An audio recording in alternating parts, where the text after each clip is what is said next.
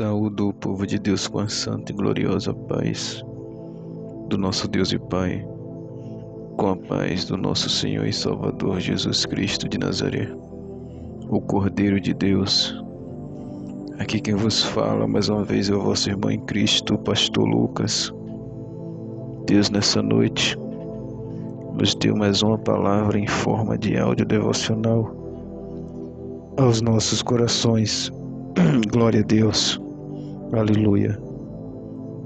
Para aqueles que estiverem me ouvindo pelo YouTube, eu peço que se inscrevam no canal, curtam o vídeo, compartilhem o vídeo e ative a opção de todas no sininho.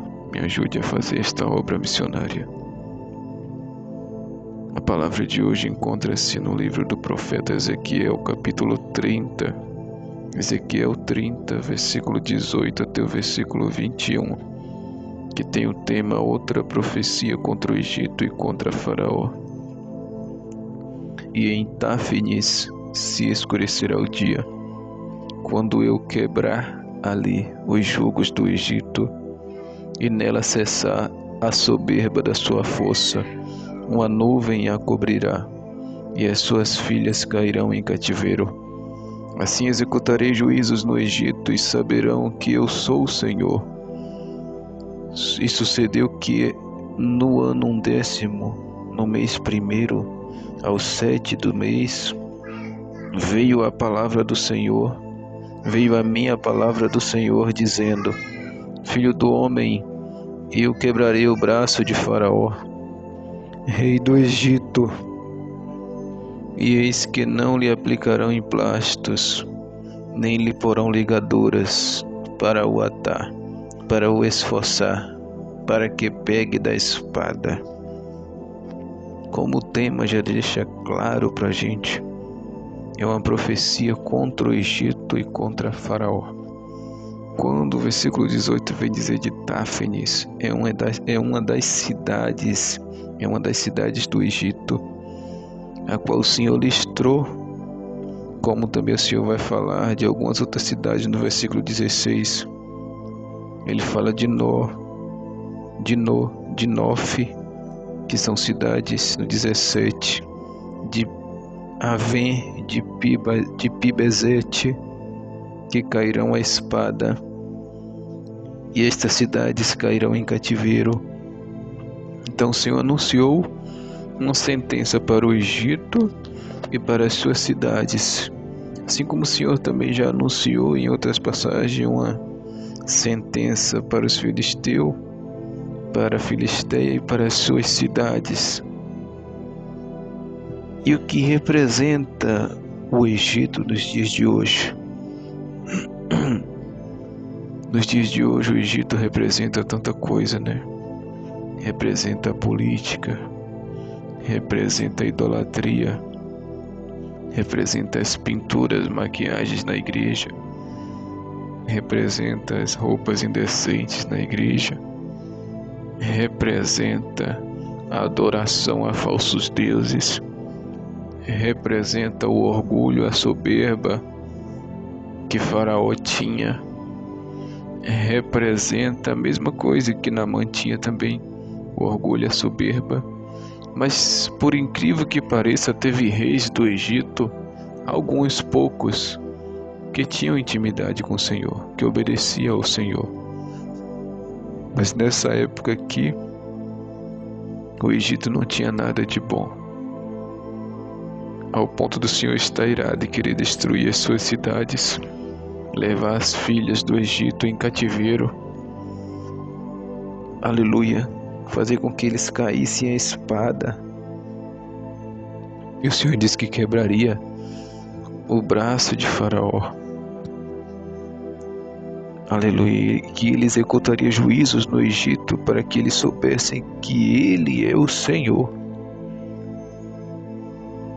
E o profeta Ezequiel conta aqui no versículo 20 que no ano 10º, no mês 1º, ele teve uma visão e veio a ele a palavra do Senhor aos 7 do mês.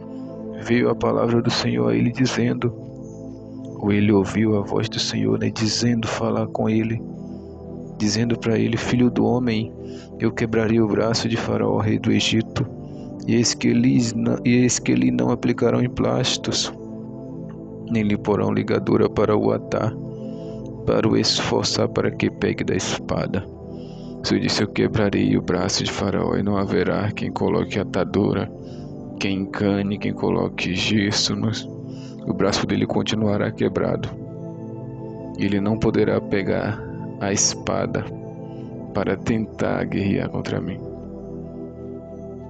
Aleluia. E o Senhor vai falar mais a seguir.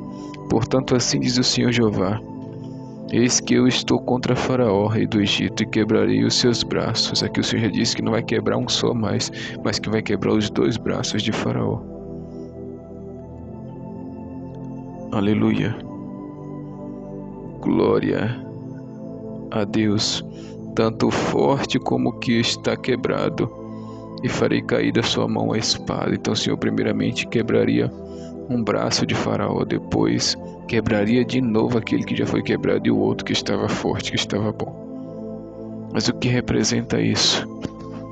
Que o Senhor quer tirar toda a imundícia do meio da sua igreja, do meio do seu povo. A interpretação que o Senhor me dá é essa: que Ele vai quebrar do meio do seu povo Jezabel, a idolatria, a política, o adultério, a desonestidade, a mentira, a soberba, a arrogância. Tudo aquilo que havia no Egito, o Senhor vai tirar da sua igreja. O batom, a pintura, tudo que havia no Egito.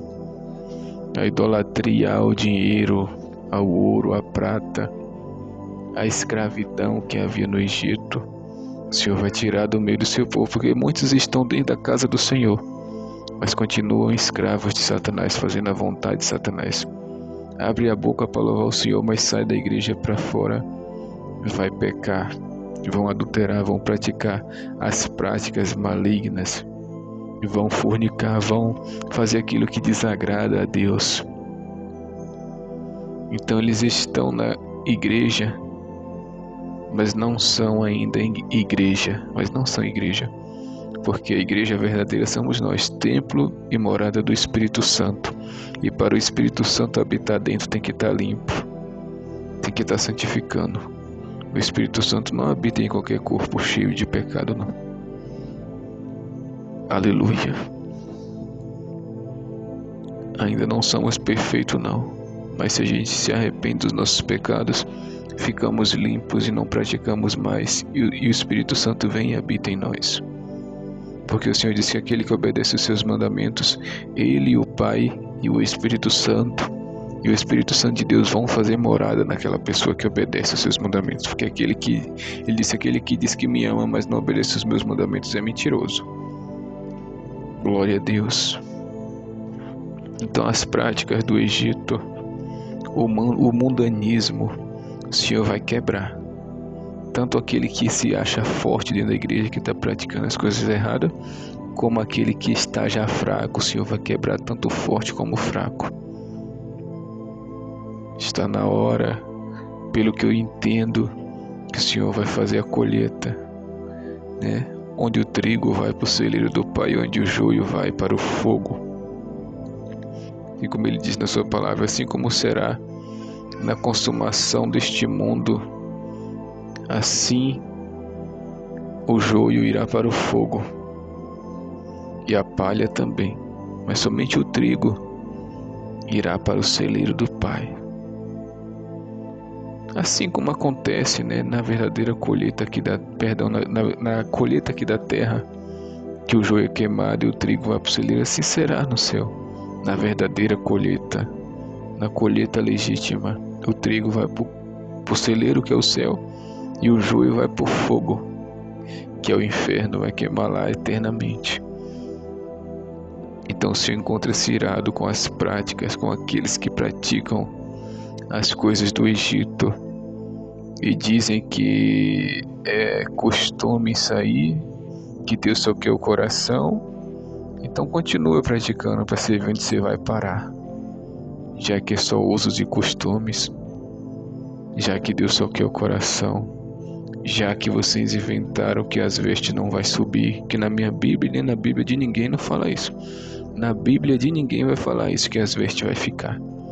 Pelo contrário, Paulo diz que do jeito que a gente estiver, vamos ser arrebatados e lá no céu teremos o corpo transformado em corpo de glória quando a gente encontrar com Cristo nos ares. Isso a Bíblia diz. Mas inventar que a veste vai ficar para usar isso como desculpa para vestir qualquer veste para andar nu dentro da casa do Senhor e na rua, isso Deus não aceita não. Então, que a gente venha santificar-nos para não sermos aos olhos do Senhor como Faraó, porque Faraó o Senhor destrói, mas o servo que é obediente, o servo que é fiel, o Senhor leva para o céu e abençoa e leva para o céu. Então guarde essa palavra, que Deus venha vos abençoar grandemente e pratique o que esta palavra te manda praticar. Em nome de Jesus, amém. Graças a Deus.